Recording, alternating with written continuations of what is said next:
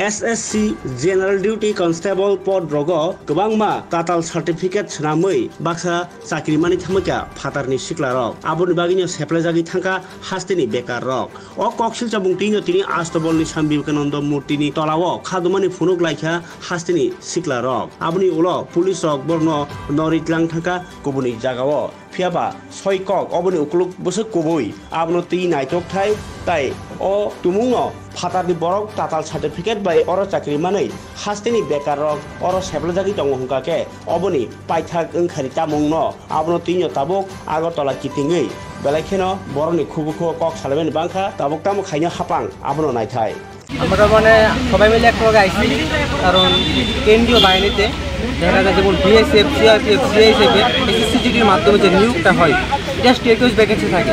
State wise vacancy বলতে প্রত্যেকটি রাজ্যের জন্য আলাদা আলাদা মানে কোটা থাকে। ধরুন আসামের জন্য 50টা বা 500টা, ধরুন 500টা আসামের জন্য, ত্রিপুরার জন্য 500টা। ত্রিপুরার জন্য যে 500টা কোটা রয়েছে ত্রিপুরার শুধু ত্রিপুরা ছেলেমেয়েরাই এই কোটাটা মানে বুক করতে পারবে, যেমন চাকরিটা করতে পারবে। কিন্তু দেখা গেল যে বহিরাগত ক্রিমিনালরা আমাদের ত্রিপুরা রাজ্যের মধ্যে এসে বিভিন্ন দালাল চক্রের মাধ্যমে টাকা দিয়ে ঘুষ খাইয়ে 1 লাখ 1.5 লাখ টাকা দিয়ে পিআরটিসি অর্থাৎ ডোমিসাইল সার্টিফিকেট বের করে নিয়ে ত্রিপুরার ছেলেমেয়েদের ভবিষ্যৎ অন্ধকার করে তারা চাকরিগুলো নিয়ে নিচ্ছে। এইভাবে তো করলে আমাদের ত্রিপুরা তো এমনিই নিচে রয়েছে, আরও নিচে রয়ে যাবে।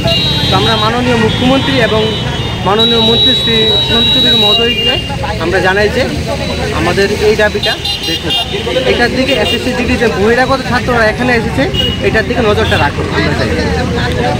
আপনারা যে লাস্ট পরীক্ষাতে দিয়েছেন বহিরাগত কীরকম ছিল?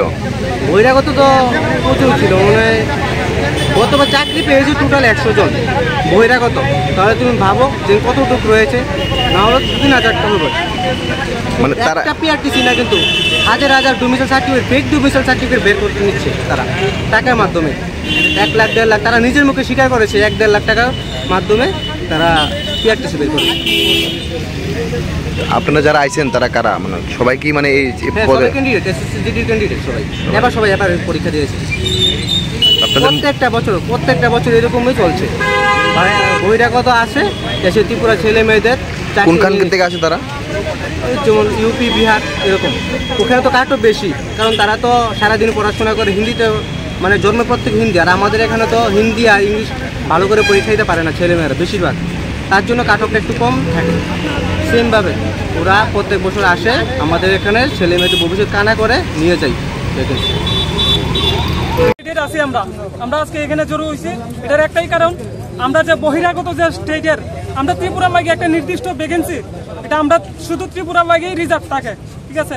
এটা ইউপি, বিশেষ করে ইউপি আর বিহারের কিছু ক্যান্ডিডেট আয়া আমরা ত্রিপুরার মধ্যে ফেক পিআরটিসি যেটা এটা বানায় সেটা আমরা ভ্যাকেন্সিটিকে নষ্ট করতেছে তারা, আমরা চাকরিটিকে নিয়ে নিতেছে আর কি। 2021-22-এ আমরা পুরো ইন্ডিয়া থেকে 5600-র মতো ভ্যাকেন্সি তারা নষ্ট করছে। এরকম প্রত্যেক বছর নষ্ট করতেছে। আমরা ত্রিপুরার যে 500, এবারও 500-600-র মতো ভ্যাকেন্সি আছে, এই ভ্যাকেন্সির অর্ধেক ভ্যাকেন্সি তারা নিয়ে নেয়। আর আমরা স্যার এত করে আমরা কিছু করতে পারি না। তারা কিভাবে নেয়? তারা স্যার ফেক পিআরটিসি বানায়, ফেক পিআরটিসি কিছু টাকার বিনিময়ে ফেক পিআরটিসি বানায় এই তারা আমরা ভ্যাকেন্সিটি নষ্ট করে। তার পিআরটিসি আছে মানে তারা ত্রিপুরা ক্যান্ডিডেট, পিআরটিসি আছে মানে তারা ত্রিপুরা ক্যান্ডিডেট, এটা কয়ে মানে তারা ত্রিপুরার কয়ে এই করে আর কি আবেদনটা করে সেটা আমরা পিআরটিসি ভ্যাকেন্সিটা নষ্ট করি। আপনাদের এখন দাবিটা কি?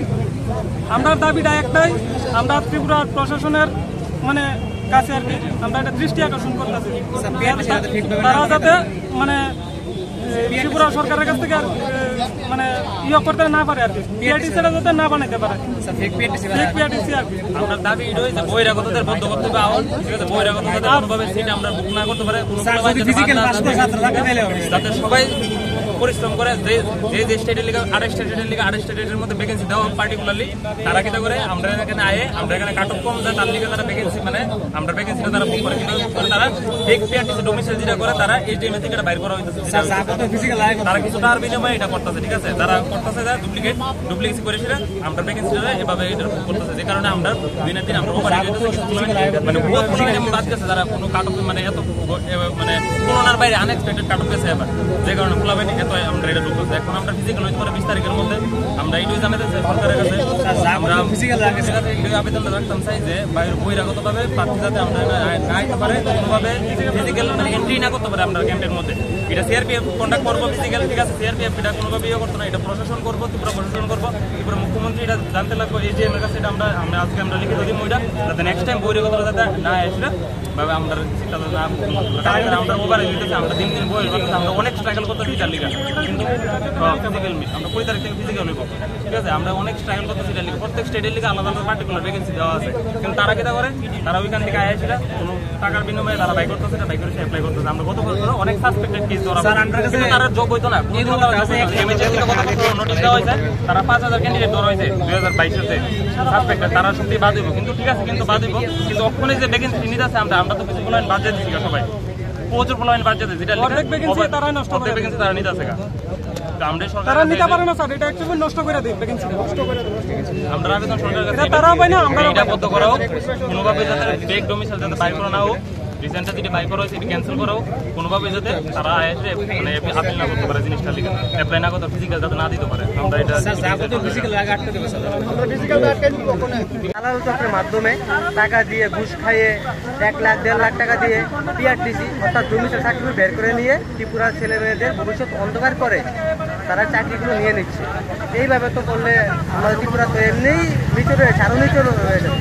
তো আমরা মাননীয় মুখ্যমন্ত্রী এবং মাননীয় মন্ত্রী শ্রী সংসদীর মহোদয়কে আমরা জানাই যে আমাদের এই দাবিটা দেখতে হবে, এটার দিকে এসএসসি জিডি যে বহিরাগত ছাত্ররা এখানে এসেছে এটার দিকে নজরটা রাখো। আমরা চাই আপনারা যে লাস্ট পরীক্ষা দিয়েছেন বহিরাগত কীরকম ছিল? বহিরাগত তো প্রচুর ছিল, মানে গতবার চাকরি পেয়েছে টোটাল 100 জন বহিরাগত। তাহলে তুমি ভাবো যে কতটুকু রয়েছে, না হলো 3000 টাকা বলে একটা পিআরটিসি না, কিন্তু হাজার হাজার domicile certificate, fake domicile certificate বের করতে হচ্ছে তারা টাকার মাধ্যমে। 1 লাখ 1.5 লাখ তারা নিজের মুখে স্বীকার করেছে, 1.5 লাখ টাকার মাধ্যমে তারা পিআরটিসি বের করেছে। আপনারা যারা আইছেন তারা কারা? সবাই কি মানে এই হ্যাঁ, সবাই ক্যান্ডিডেট, এসএসসি ক্যান্ডিডেট সবাই, সবাই এবার পরীক্ষা দিয়েছে। প্রত্যেকটা বছর এরকমই চলছে, মানে বহিরাগত আসে এসে ত্রিপুরা ছেলে মেয়েদের চাকরি নিয়ে নিতে আসে তারা, যেমন ইউপি বিহার এরকম। ওখানে তো কাটও বেশি, কারণ তারা তো সারাদিন পড়াশোনা করে হিন্দিতে, মানে জন্মপর থেকে হিন্দি, আর আমাদের এখানে তো হিন্দি আর ইংলিশ ভালো করে পরীক্ষা দিতে পারে না ছেলেমেয়েরা বেশিরভাগ, তার জন্য কাটঅফটা একটু কম থাকে। সেমভাবে ওরা প্রত্যেক বছর আসে আমাদের এখানে ছেলে মেয়েদের ভবিষ্যৎ কানা করে নিয়ে যায়। দেখুন